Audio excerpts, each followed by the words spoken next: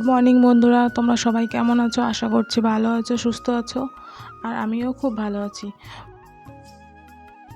মৌমিতা বিশ্বাস লাইফস্টাইল চ্যানেলে তোমাদের সবাইকে আবারও ওয়েলকাম।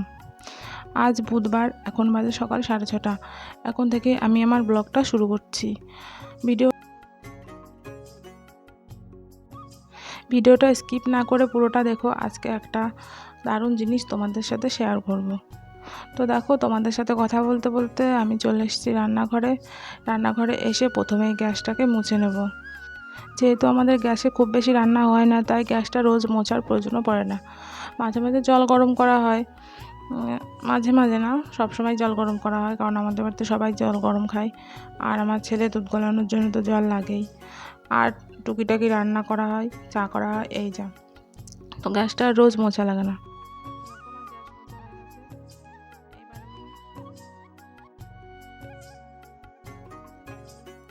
তো দেখো, আমার গ্যাসটা মুছে নিয়েছি। এখন এগুলোকে ভালো করে ভেজে নিচ্ছি। এগুলো ধুয়ে সিঙ্কটাও নোংরা হয়ে আছে, সিঙ্কটাকেও পরিষ্কার করে নেব একবারে।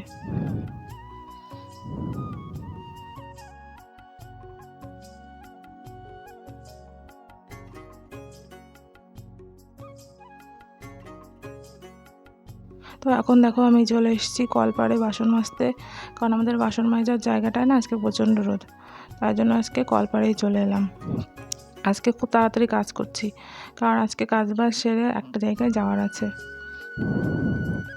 তো দেখো, আমি বাসনগুলো মেজে নিই। আর এই যে এই গামলাটা দেখতে পাচ্ছ, এটা কিন্তু আমরা ব্যবহার করি না। এটাতে হচ্ছে সবজি কাটি, সবজির খোসাগুলোকে এটার মধ্যে রেখে দিই। তো ওটাকেও রোজই মাজা হয়।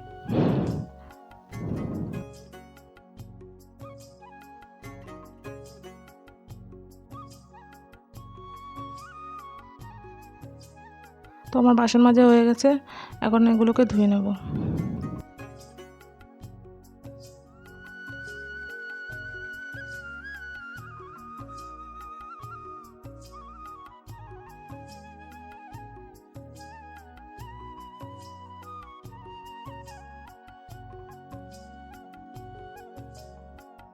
এখন আমি চলে এলাম সবজি কাটতে।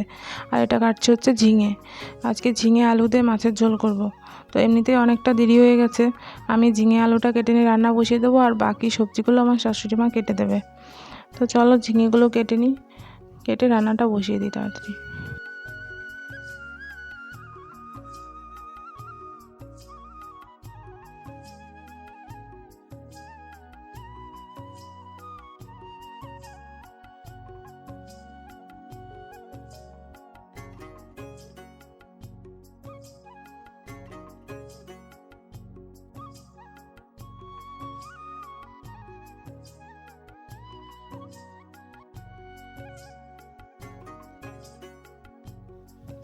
এই যে দেখো, আমার ঝিঙের তরকারি হয়ে যাচ্ছে।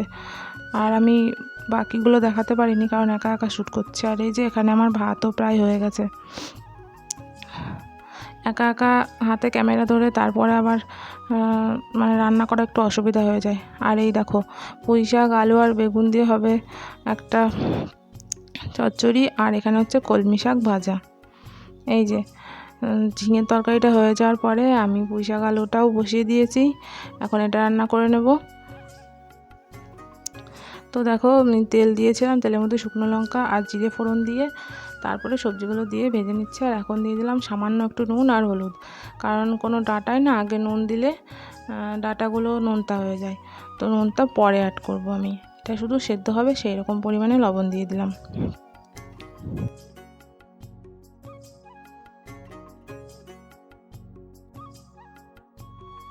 এখানে আমার শাক ভাজাটাও প্রায় হয়ে এসছে। তো চলো রান্নাগুলো কমপ্লিট করে নিই।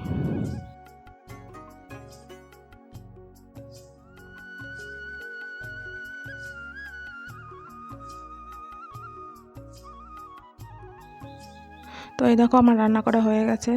এখানে রয়েছে ভাত, আর এটাতে রয়েছে সেই পুঁই শাক, আলু আর বেগুন দিয়ে চচ্চড়ি, আর এটাতে রয়েছে এই যে ঝিঙে, আলু আর মাছের ঝোল। জানো তো, আমার ঝিঙে একদমই খেতে ভালো লাগে না। তোমাদের কার কার ঝিঙে খেতে ভালো লাগে বা ভালো লাগে না, সেটা আমাকে কমেন্ট করে জানিও। আর এই যে কলমি শাক ভাজা। এই দেখো যে চমকটার কথা তোমাদের বলছিলাম সেটা এখন তোমাদের সামনে। দেখো কত বড় দুর্গা মূর্তি, এটা 111 ফুটেরও বেশি বড়। প্রথমে মাটি দিয়ে ফ্রেমটা তৈরি করে নেওয়া হয়েছে, এখন এটাতে ফাইবারের কাজ চলছে। মাটির মূর্তি তো দাঁড় করানো যাবে না, সেই জন্য ফাইবার দিয়ে বানিয়ে এটাকে দাঁড় করাবে। তো দেখো এটা কত বড়, আমি কতটা তোমাদের বোঝাতে পারছি জানি না, তো এটা অনেকটাই বড়। এই যেগুলো হচ্ছে হাত, আর এই যে সাইডে লোকজন অনেক শিল্পীরা আছে কাজ করছে, আরও অনেকে আছে দেখতে এসছে। আর এই দেখো পাগুলো রেডি হয়ে গেছে, তো বাচ্চারা উঠে এর উপর খেলা করছে। দেখো ওদের সাইজে পা, আর এটা হচ্ছে মাথা, মাথা আর এই যে মুকুট, আর মাথার ওপর দেখো চোখের ওখানটায় একজন শিল্পী উঠে কাজ করছে, আর এইদিকে কানের দুল বানানো তার উপর বসে বসে কাজ করছে। মূর্তিটা এতই বড় যে শিল্পীগুলোকেই ছোট ছোট লাগছে দেখতে। তো দেখো মূর্তিটা কত বড়, পুরো প্যান্ডেলটা জুড়ে মূর্তিটা রয়েছে। এই যে দেখো, এই যে এখানটায় হচ্ছে পা, আর এখান থেকে শুরু হচ্ছে ওই যে।